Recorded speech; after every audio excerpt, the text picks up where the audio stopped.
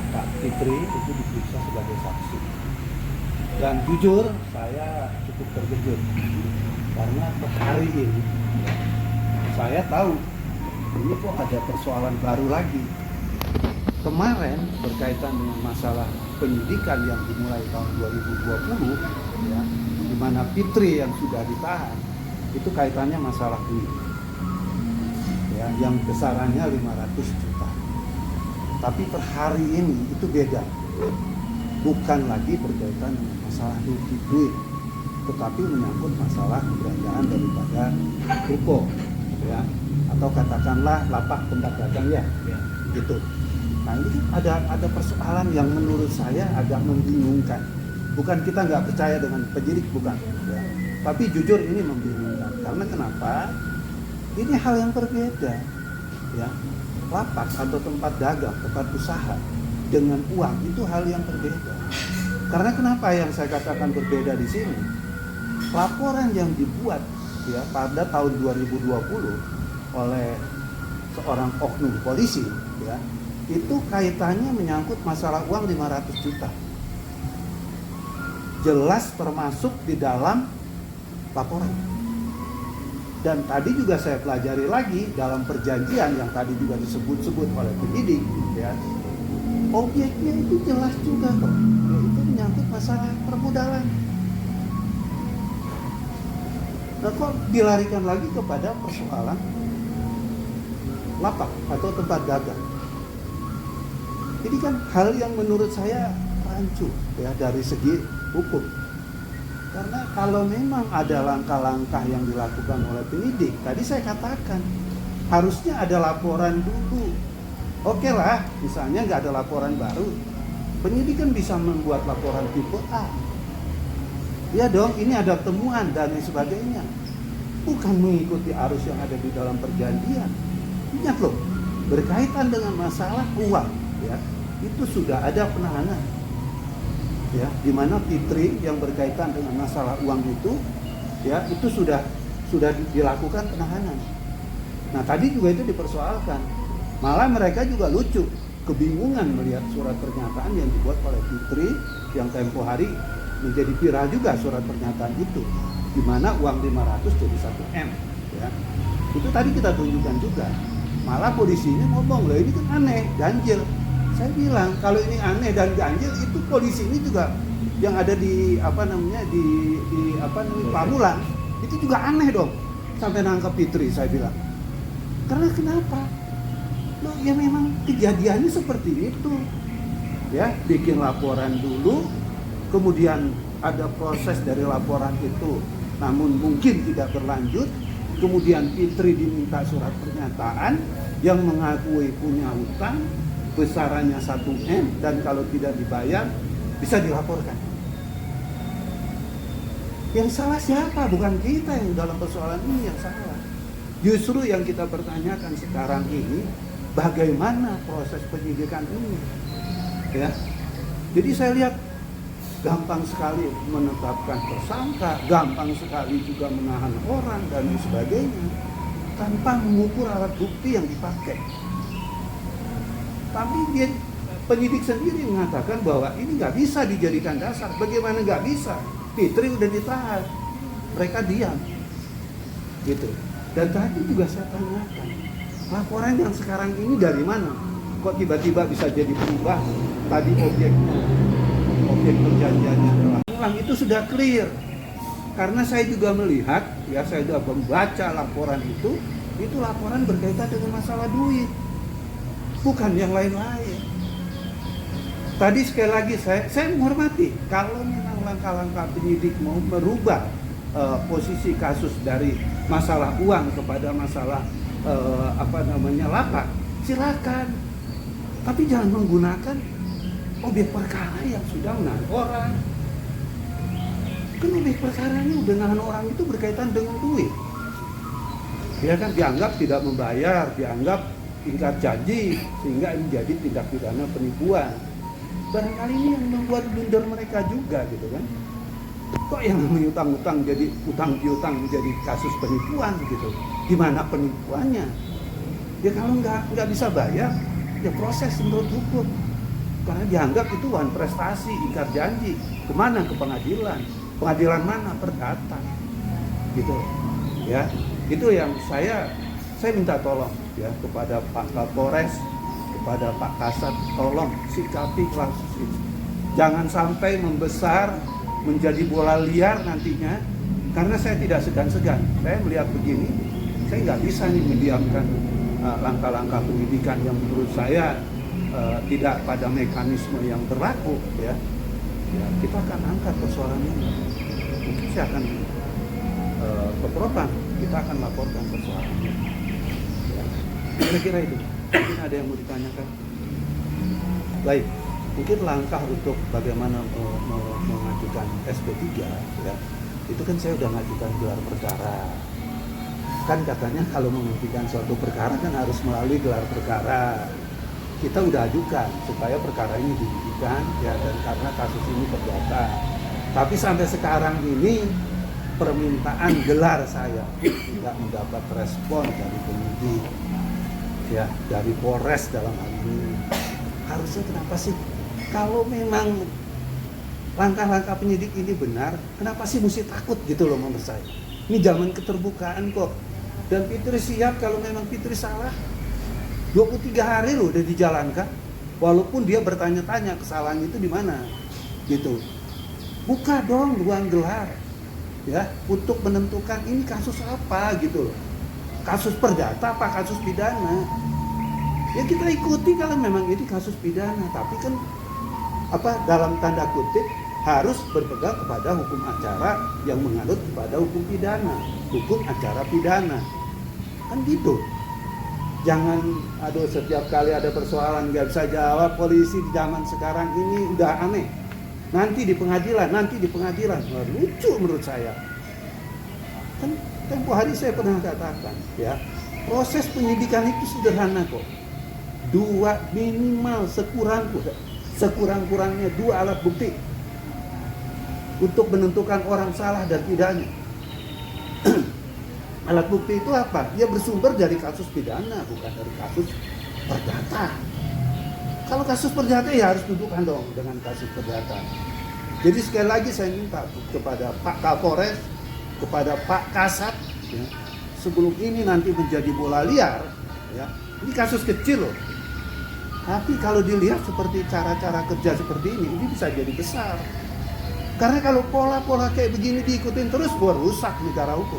Di mana letak kepastian hukumnya? Tadinya duit, sekarang berubah, kan lucu. Jangan dia mengatakan bahwa ini kan dulu yang dilakukan di Polsek Pamulang. Sedangkan sekarang kan di Polres Tangerang Selatan. Nggak bisa betul. Laporannya sama. Dan seperti yang saya katakan lagi, laporan itu jelas menunjuk kepada duit. Makanya tadi juga saya bilang, buka laporan polisinya. Duit kok jelas-jelas itu 300 dan 200. Malah tempo hari waktu konferensi pers di sini saya katakan, kok digabung-gabungkan utang orang dimasukkan ke sini untuk dijadikan satu laporan. Itu kan menurut saya nggak tepat gitu loh. Ya kalau Eko punya urusan ya laporkan dong Eko. Kenapa jadi didomplengkan ke Paris gitu loh. Itu kan juga lucu gitu kan. Nah barangkali ini sekarang ya, kalau penyidik sudah melakukan pemeriksaan kepada ahli, barangkali ahli sudah menyatakan, ahli sudah menyatakan bahwa ini kasus perdata, hentikan dulu dong.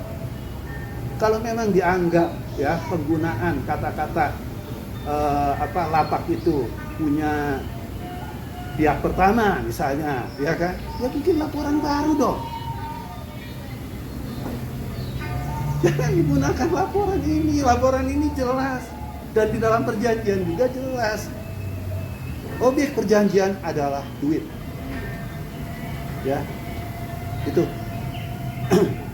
Nah, kira dengan adanya Faris muncul yang hanya pangkat kompol tapi punya uang ratusan juta, bahkan diputar balikan atau apa, itu kira-kira ada tanggapan apa dari itu? Ya, justru ini yang menjadi konsentrasi kita juga. Mungkin berkaitan dengan masalah itu, ya. Makanya saya lebih setuju kalau seandainya memang persoalan ini dibawa ke pengadilan, supaya nanti jelas terang benderang di sana, gitu. Karena nanti kita akan buka kok, ya. Bagaimana berkaitan dengan perolehan itu, berapa gajinya dan lain sebagainya. Ini kasus menarik kok menurut saya. Karena bagi saya sebagai seorang lawyer, persoalan ini semakin panjang, ya, itu bagi saya akan semakin menarik gitu loh. Ingat loh, korban ini orang kecil, ya. Uang 300 juta itu bukan uang kecil. Bagaimana perolehannya itu juga harus dipertanggungjawabkan dong tentunya. Dan tentunya kan bukan hanya itu yang menjadi persoalan, tetapi juga memutarkan uang ini dengan menggandakan pinjaman. Coba dari 500 jadi 1M. Ini kan bisa di dalam konteks apa ya? Dalam konteks yang menurut saya nggak wajar gitu kan. Jadi bisnis yang dikembangkan di sini itu kan nggak boleh dong. Suatu orang yang punya jabatan atau yang punya tugas negara membisniskan suatu kegiatan-kegiatan yang sifatnya menguntungkan dari bisnis itu enggak boleh. Viral ini tanpa saya laporkan juga kan banyak, nggak dilaporin jalan, ya kan penindakannya. Harusnya nggak perlu dilaporin, ya harusnya ada tindakan. Nah, ini kan jelas, ya. Karena tadi ada surat pernyataan Fitri, ya, yang nggak punya urusan dengan perjanjian dengan seseorang itu yang disebut oknum. Tiba-tiba ditekan, ya, dipaksa untuk membuat surat pernyataan, ya, gitu. Terus kalau dibilang katanya ada buktinya enggak, saya punya rekaman suaranya, ya, tenang aja. Mau dihentikan, mau diapakan, saya justru semakin senang. Karena dengan begitu ini semakin jadi ramai nanti. Gitu, saya punya rekamannya kok, ya. Itu saya pastikan, saya punya rekaman suara berkaitan penekanan itu. Makasih. Tadi itu agak kencang, agak lumayan pusing juga saya juga. Pusingnya mah apa? Tadinya kita udah berjalan, kok dibalikin lagi ke nol. Jadi dia ini mencari perkara baru. Dan yang saya tidak terima itu bukannya tidak terima sih, yang bikin saya ini kasus adik saya gimana? Sedangkan dia kan sudah mempermasalahkan ini penanggung jawaban yang kemarin. Kok dianggap sepele, dianggap hilang. Ya saya nggak mau lah kalau emang sekiranya mau dibalikin lagi ke nol, saya nggak mau. Saya udah capek, misalnya saya udah mulai berjalan, kok kenapa dibalik lagi ke nol gitu. Jadi si adik saya ini, si korban ini, di mana etikanya, dari mana jalurnya. Sedangkan ini kan kasus masih sama juga, itu juga.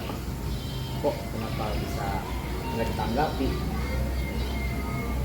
Paling itu aja yang saya kurang mengerti dari pihak penyidik itu. Kok bisa balik lagi ke nol? Ada apa? Oke, saya jelasin ya. Apa sih yang dimaksud kembali lagi dari nol?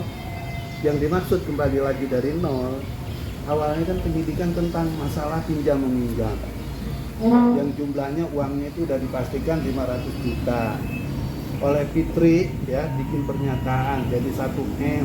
Kata Fitri katanya itu bukan kemauannya dia, tapi setengah dipaksa untuk menandatangani surat perjanjian, surat pernyataan itu, ya. Nah sekarang berkaitan tadi, ya kan memang sengaja saya dampingi karena saya juga melihat berkaitan dengan masalah Agus ini, saya udah nggak bisa masuk. Alasan lah Agus nggak pakai pengacara dan lain sebagainya, padahal Agus sudah tanda tangan kuasa ke saya. Makanya tadi dari sini, ya, saya masuk ke sana. Karena saya mau tahu sebetulnya kasus ini sampai sejauh mana sih gitu kan. Ternyata skemanya sementara yang saya lihat itu berubah. Dari berkaitan dengan masalah uang, sekarang berubah dengan masalah lapak atau tempat dagang. Dan lucu juga, itu tempat dagang tempat orang tuanya. Jadi kalau dia ngaku punyanya, ya wajar aja orang dia sebagai ahli waris juga kok nantinya kok. Punya orang tua kan punya dia. Kecuali orang tuanya keberatan, lapak itu disewa-sewain. orang tuanya juga mengizinkan kok. Kan aneh gitu loh, letak kerugiannya di mana kalau berkaitan dengan masalah lapar. Orang anaknya kok, kecuali Fitri sama Agus ya kan punya orang, nggak disewa, nggak diapain ya kan, diaku-aku terus dijadikan tempat dagang, diaku-aku ini punya dia, orang bisa merasa dirugikan karena mungkin ada pihak lain yang keberatan. Ini kan enggak, punya orang tua ya. Jadi kesannya dipaksa. Seperti agak dipaksakan. Ya kan sesuai. Oh, dengar tadi ya, soalnya karena selama ini kan saya sudah bilang dari awal pas suami tertangkap ya, kita akan tetap memakai bayar Pak Suhadi. Oh, saya juga masih bertanda tanya kenapa kok bisa berubah untuk saat ini. Kemarin mereka sudah mengetahui dan sudah tahu, bahkan sering komunikasi apa-apa pun harus dengan pengacara. Tapi kenapa sekarang pas pengacara saya datang tidak diakui? Tuh, satu kekecewaan saya kepada pihak penyidik ya, membuat terjadi seperti itu. Dan pesan untuk suami saya ya, masih sama, tetap sabar, hadapi semuanya, apapun yang terjadi. Di sini juga saya lagi berusaha untuk mengklirkan semuanya, menyelesaikan semuanya. Intinya dia harus sabar saja. Dan jangan takut.